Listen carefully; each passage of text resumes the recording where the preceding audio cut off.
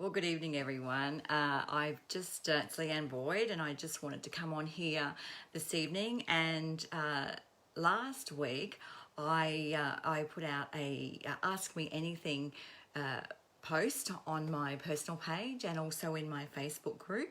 And I had some people come on, and one person in particular, and wanted to know how to deal with grief and how to try and ease the feeling of losing someone dear, especially losing someone dear in a sudden and unexpected way.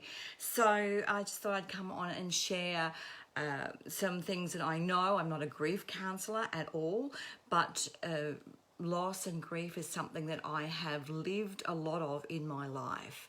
So from losing my own father and my sister, and losing 3 best friends suddenly, 1 to suicide and 2 to cancer, and also I've had the grief and loss can be so many different things to so many people. I've also suffered the loss of losing my own home to fire, and also the sudden unexpected loss of my career, which I had worked in for 14 years, which I had no intention of giving up, but the company suddenly folded, so there I was, jobless, and so even in one stage when I had lost our family home to fire, I even found myself homeless. So grief and loss can be so many different things to so many different people, but this time I'm going to talk about grief and going through the grief process of losing someone dear. So grief is a natural process. It's an emotional suffering that you feel when you've lost someone dear. Someone that you love is suddenly or expectedly, if they've got a terminal illness and they've been suffering a while, but you've lost someone it's taken from you, and it can be very overwhelming and very challenging for you to get through that.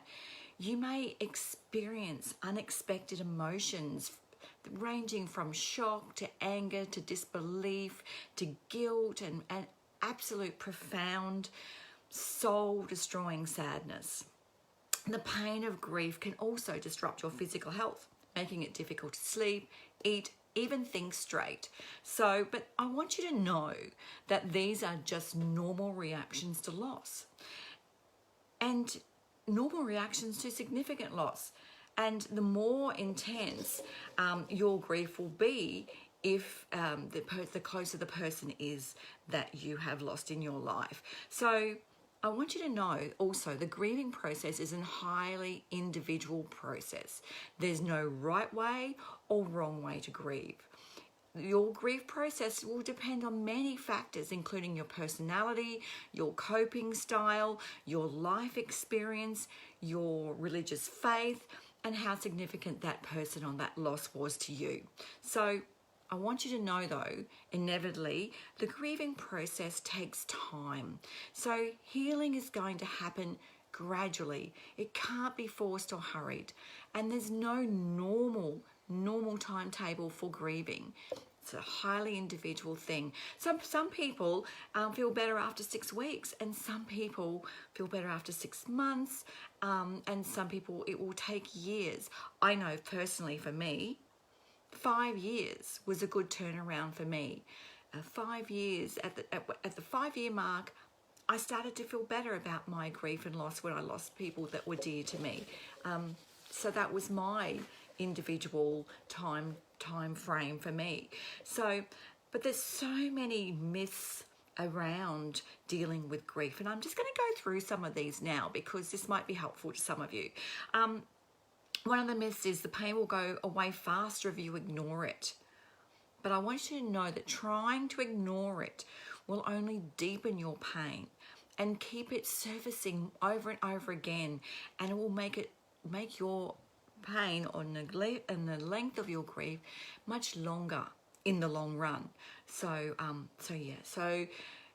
just don't try and hurry things up, and don't try to ignore it.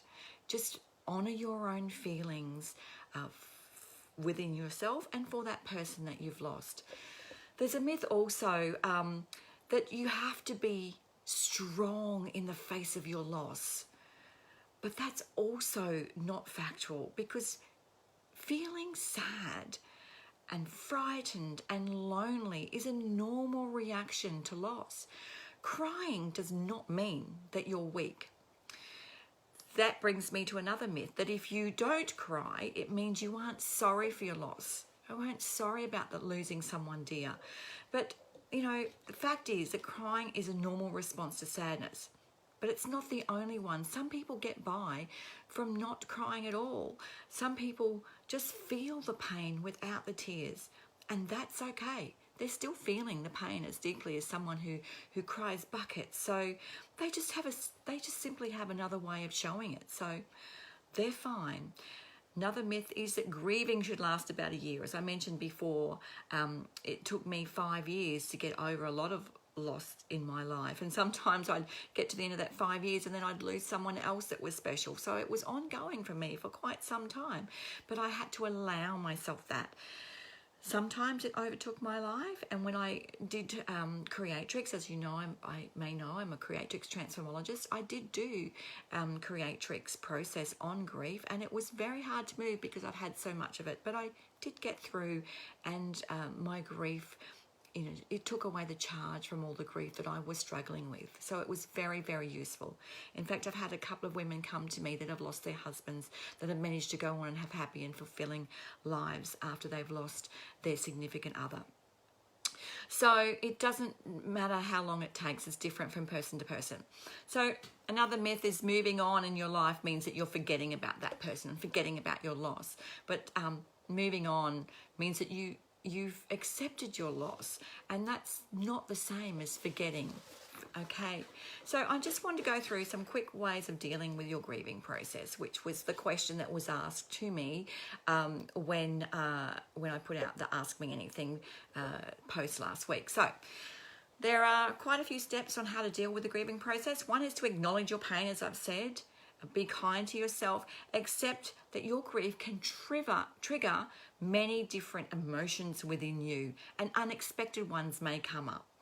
Understand that your grieving process is unique to you, and seek out face-to-face support from people who care about you. Don't try and isolate yourself, because that is one of the worst things you can do. People love to help. I know around grief that people find it sometimes hard to understand, especially if they haven't lost someone themselves. They find it difficult to be around you, and they don't know what to say, and they don't know what to do. But just tell them what you need. Tell them how to help you, and as they care about you, then they're going to help you in the way that you need most. So I want you to support yourself emotionally too, by taking care of yourself physically. You can not want to sleep. You can get easily physically run down when you're grieving for someone or something. So it's very important that you do take care of your physical health, and acknowledge that this is all part of the process of going through grief. Remind yourself that the person you are grieving is in a happy place now. They want you to be happy, and they want you to be happy in your life. So when you're feeling sad about them, think about that person, and you know that person that you've lost would want you to be happy in your life. So remember them in a happy moment, happy moments that you've been through with them, and go through the happy memories that you've had, and that will help you put a smile on your face and remember that person in a happy light, rather than being in loss and despair all the time. So talk to them. I used to talk to my dad, and sometimes I still do talk to him and my sister as if they were still here. It's very comforting to do that. So that was one of the ways that I got through. So I'm just sharing. I'm not a grief counselor, as I said. I'm just sharing some of the ways that I got through. Because when you talk to them, you actually feel like they're with you. And, you know, if you're lucky, they will show you actual signs that you're there, depending on what you choose to believe and what you don't. I actually believe that my loved ones are all around me. That I do believe that their spirits are with me now that they've passed over. And that's very comforting for me to know that, and feel that, and believe that. As I said, it takes time to heal, And as I said before, it took me around 5 years. So don't hurry it. Be kind to yourself and acknowledge the process. One thing that I did do when I was going through my grieving process was I found a really good Reiki practitioner, and they are spiritually guided, and they'll help you get spiritually connected within your own heart, and also perhaps with your loved one if you tend to believe that. And also a good Reiki practitioner will help clear any emotional blockages in your chakras that will help you also alleviate your emotional pain. And I know that from firsthand, because after I went through my process with losing people, I actually became a level 2 Reiki practitioner. So I know that the energies that can be brought up that will help you ease that pain. So I thoroughly recommend finding yourself a good Reiki practitioner to help you. There are different stages of grief that I want you to also acknowledge that you may go through. So one is denial, that this can't be happening to me. There's anger.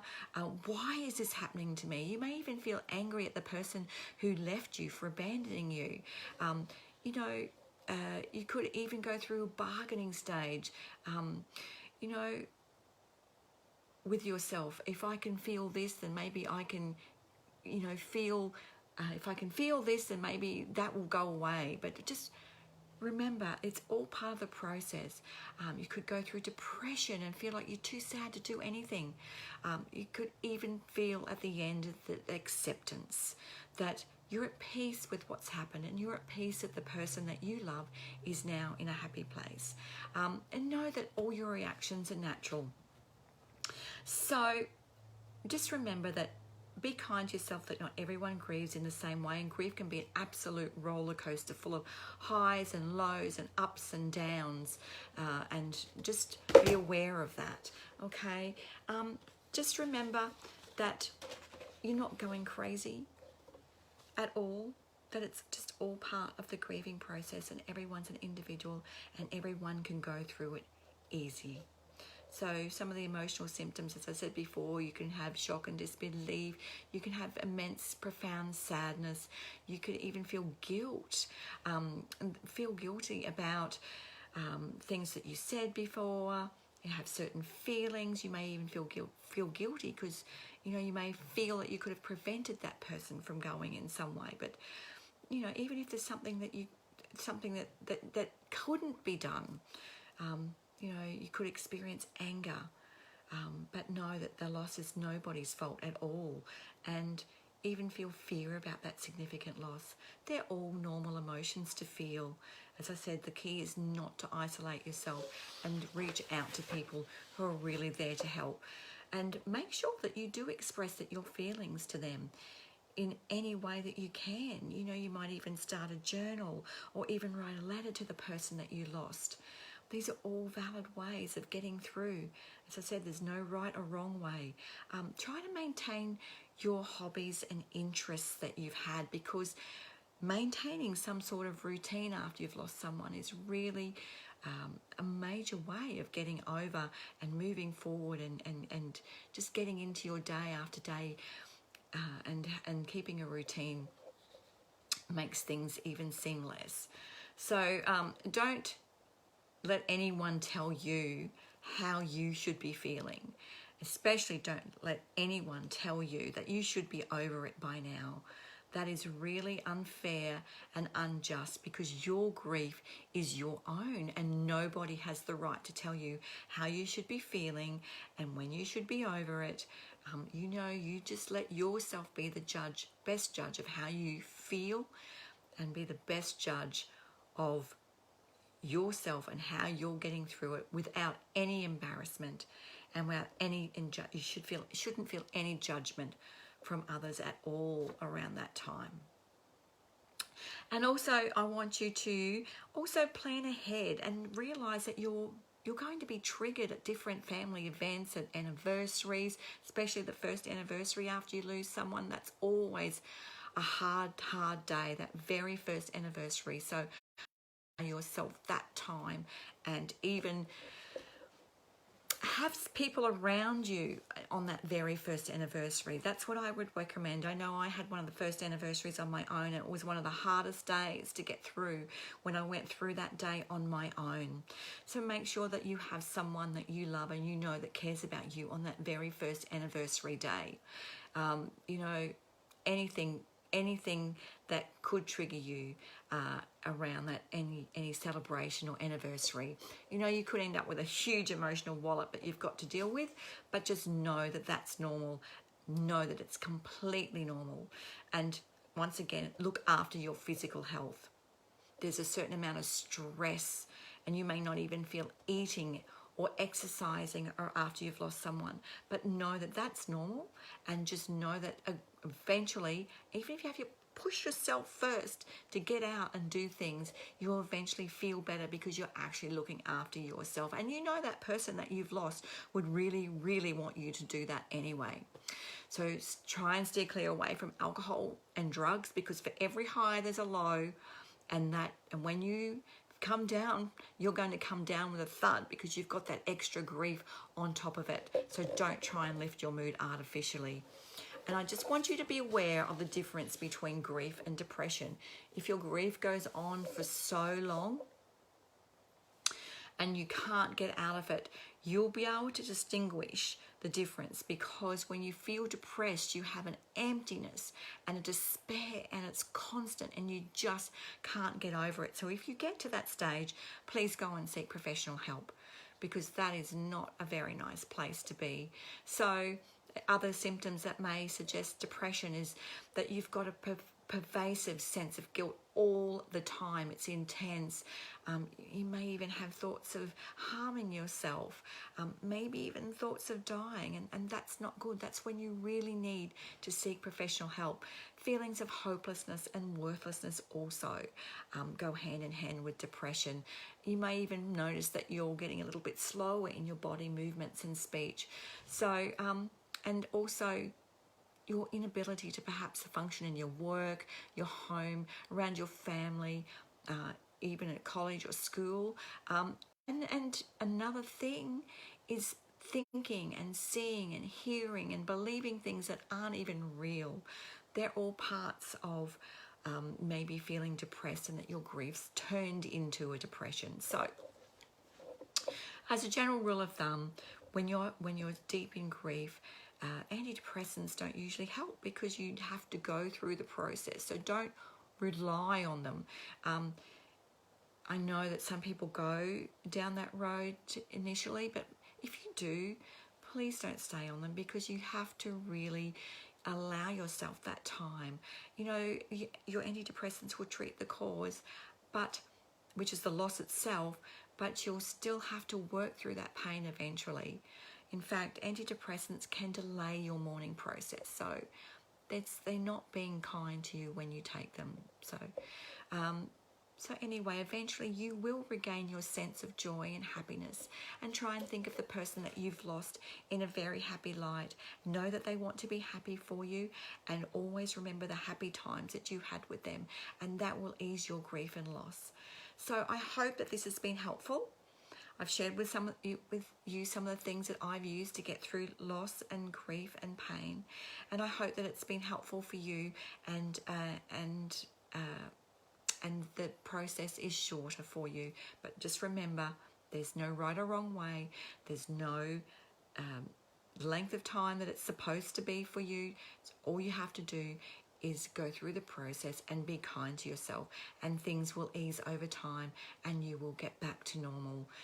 The gap will always be there, but